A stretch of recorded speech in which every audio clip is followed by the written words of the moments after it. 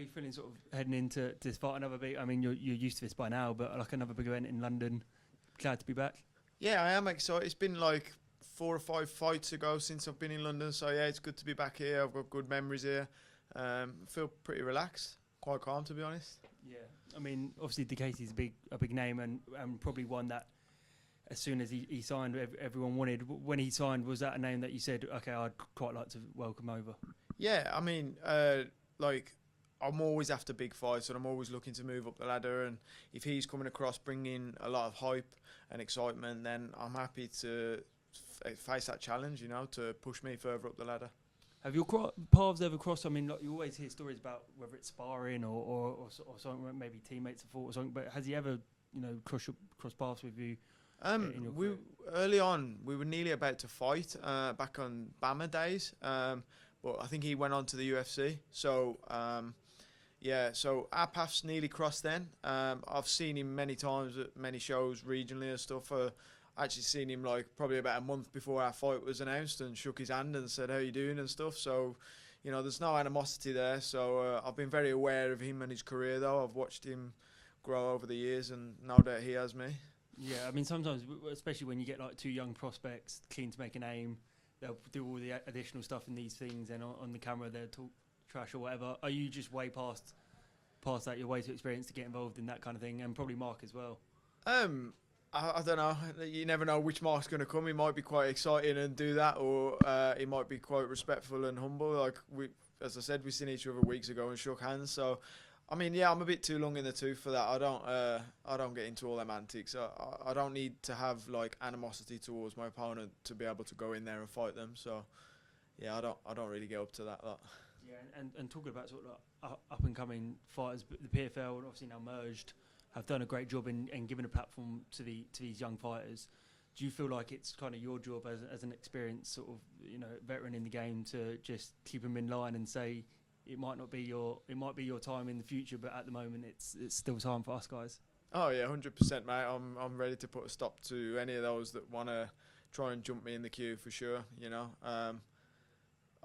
I train with guys half my age nearly in the gym, and while I'm still hanging with them and giving them good work, I'll keep fighting, you know. So as regarding my age and my body, I'm 37, but I've only been fighting professionally 11 years. I come late to the sport, so my body's fine, healthy, and yeah, I'm ticking all the boxes I need to tick, and while I do so, I'll keep fighting. Yeah, and a Bellator title, maybe $1 million PFL check, would that be sort of the perfect way to cap it off? To ride out into the sunset, yeah, it would be. I mean, both of those would be the ultimate dream. But I want to be a world champion, you know, in such a prestigious organisation like Bellator. To achieve that, you know, it's like the number one goal for me. That was always the long-term goal. Obviously, after the fight in Belfast, did that goal feel almost unattainable for the few weeks after that? Oh, yeah. It was in a pretty dark place for a couple of weeks after that fight. Yeah, you know, I've experienced loss before, inside the cage and outside the cage. It's part of life. It just shows, you know, the tiniest little mistake can change everything in a fight. You know, I learned a lot from that fight. I sorted myself out. I took some time away from the sport, 2-3 weeks, spent it with my family, and got back to the job at hand, you know, got back on the journey that I've been on for 11 years now. Obviously, you've been in some great fights, some tough fights, but was that the kind of the hardest one to take? Because obviously it was one of these things that, you know, was viral and going around social media and everything, and I'm sure probably there haven't been many, like I'm sure in even the ones you've lost, it hasn't been like that before. No. Yeah, I mean, losing full stop is very hard pill to swallow. I'm so competitive. I hate loss. Probably more than I love winning. So yeah, it's always difficult to swallow. But to be honest with you, it was like, yeah, it was hard in the way that I lost, in the sense that it was the first shot he landed really of any substance, and that was difficult to swallow. But the truth is, I didn't see it coming. I put myself in a bad position. He capitalised on a mistake, and I didn't even realise kind of what happened until about 20 minutes later. So. You mentioned there that, you know, you go through it a bit in the couple of weeks after, and you're not going to be training, you're going to be spending time with like family or whatever. I guess at what point did you kind of put it behind you and say like, right, I'm sticking with this. I've got, you know, plans for the rest of the year, and I'm going to go back and fight again? Um, it's like grief. There's many stages in there, and I kind of like waved in and out over that couple of weeks. Not once did I ever think, this is done for me. I never thought that. It was very hard to come to terms with swallowing that. Like, I gave him that opportunity. I made that mistake. He capitalised on it brilliantly, and it was just a really tough pill to swallow. But it's part of the sport, and it's my own doing. And I got a little bit complacent, to say, and I paid the price for it. It perhaps was maybe the kick up the arse that I needed, maybe, or it's lit a fire under me a different way. So, same like how I felt rejuvenated when I joined Team Renegade 5 years ago. It's kind of lit that same fire under me again, and yeah, I'm excited to get back in there. And physically, you're feeling as good as ever going into this one? Brilliant, yeah. I mean, I've just shared his post. My training partner, Shay, he's fighting on got his pro debut on another promotion. He's 21 years old. He's trained MMA the same amount of time as me. So, to be able to go in and measure myself against guys half my age nearly and compete with them and who've trained as long as me, it tells me that I'm in a good spot. My body's in a good place. And, other than the blip in the last fight, look at all my 5-6 fights before that. I'm right up there. I'm right where I need to be. Last one, you mentioned Renegade a bit, and obviously it would have probably been a bit nicer if Fabian was on this card with you. I would think that there was kind of disappointment around that fight being called off. Yeah, me and Fabian have fought together now on 4, 5, maybe 6 shows, and it's always great to have all the team here, and Fabian, his brother, and everyone. I mean, he's going to come down and watch and support anyway, but yeah, it would have been great for us both to be fighting on there. Little bit disappointed, more so for him because I've seen the work he's put in, but when he found out that the fight wasn't going to be on, it was at the perfect time really, because he was just ready to peak for his fight. So I'm glad he found out when he did, and it wasn't like really last minute, or it could have been worse. Hi, nice to meet you. Hey mate. You're both known for your striking.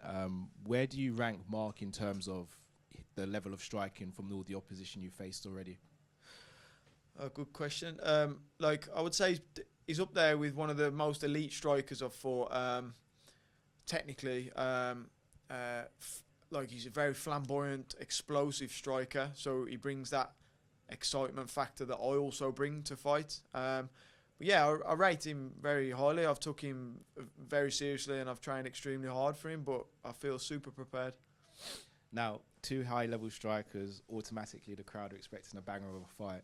How difficult will it be for you to sort of balance the entertainment factor of actually getting the W on the night? I've never been in a boring fight, so I think the entertainment factor is always going to be there when I'm in that fight. But, it's business for me. I'm not going in there thinking, I'm going to try and entertain the crowd. I just happen to do that when I fight with my style anyway. I'm in there to get the job done. So I've seen the holes. I've got the game plans, kind of A, B, C, D, all in order. And hopefully one of them work and bring me the win Saturday night. Brilliant. And also, finally, train out Team Renegade. What sort of inspiration do you take from the Edwards brothers, etc., in the gym? And how do you think you'll be able to translate that in the cage on Saturday night?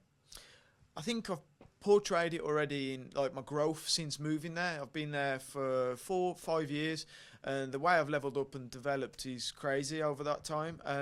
They're an inspiration to us in the gym. Not only the Edwards brothers, as the guy making his pro debut next week, 21 years old, trained as long as me. He's an inspiration to me as well. We all really thrive together and grow as a team.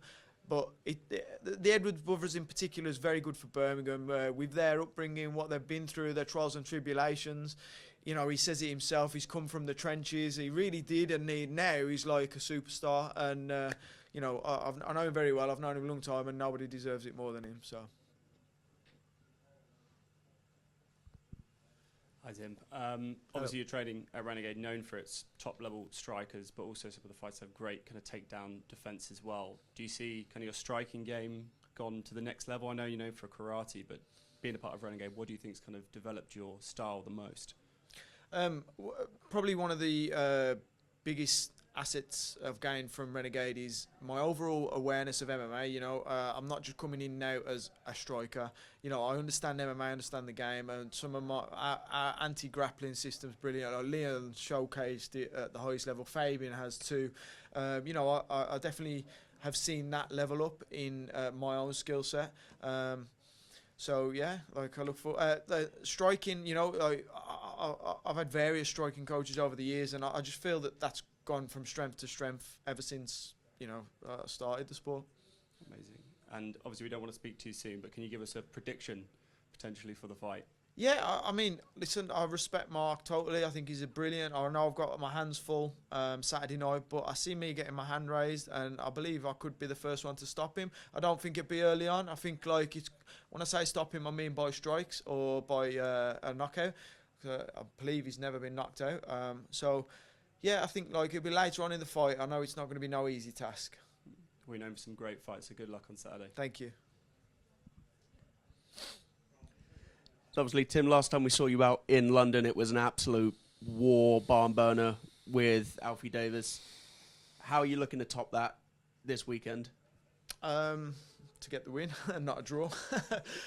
So yeah, like it takes two to make a fight, doesn't it? Alfie's also a good striker, so you know we put on a great showcase of a fight. Unfortunately, whatever happened, and it come with a draw. So it's the same with Marc. Marc's a great striker, and if he's willing to stand and strike with me for the whole fight, then it should make for an entertaining fight. But hopefully, like I say, we may get my hand raised at the end of it. I mean, obviously, you made your Bellator debut against Brent Primus. Like, you've never taken an easy fight as long as you've been active. Where does Marc rank in terms of the level of opponent that you faced? Yeah, he's right up there. I mean, like, you've just got to look at his record and who he's fought. He's a very, very experienced fighter. You know, I think Brent Primus was like probably the hardest jumping into the day. He's like really jumping into the deep end for a debut in Bellator. But I learned from that, you know, and like I would love to run that back one day. I don't know where he's at and what he's doing, but maybe we can make that happen. But yeah, regarding Marc, I think he's up there with, you know, in the top 5 toughest guys that I've ever fought. But I'm at the point in my career where I'm the best I've ever been, so I'm ready for that challenge now, whereas perhaps previously I wasn't ready, you know, regarding Primus. Of course. And as you mentioned, you know, Shea Ingram, you've got other guys like Mo Zubair who are just, you know, starting to take off young in their career, you know, doing big shows like Golden Ticket, now obviously moving on to Cage Warriors. As someone who's one of the veterans in your gym, what is it like seeing these young guys starting to move up and starting to make a name for themselves? It's great to see, you know, the end of the day, we all work hard, we all have the same goals. And I think that's why we have such a tight community in Team Renegade. And, you know, we've got guys like Ben Willis who signed now to PFL, and he's going to make some big noise on there. You know, we've got guys in lots of organisations, but at the end of the day, we're all Birmingham lads, most of us. Some of us travel in from Birmingham, but, like, we all just, like, really root for each other, you know. At the drop of an hat, we'll be there to support someone, corner someone, fly out, corner someone, you know, work, give extra sessions. And it's great to now see the younger lads coming up and coming through and getting onto the big shows and, you know, earning some money finally, because it's a tough sport when you start out. So, yeah, it's like like a proud father or some, or a proud big brother, you know. It's great to see, you know. I'm happy for them. Fantastic. Best of luck on Saturday. Thank you.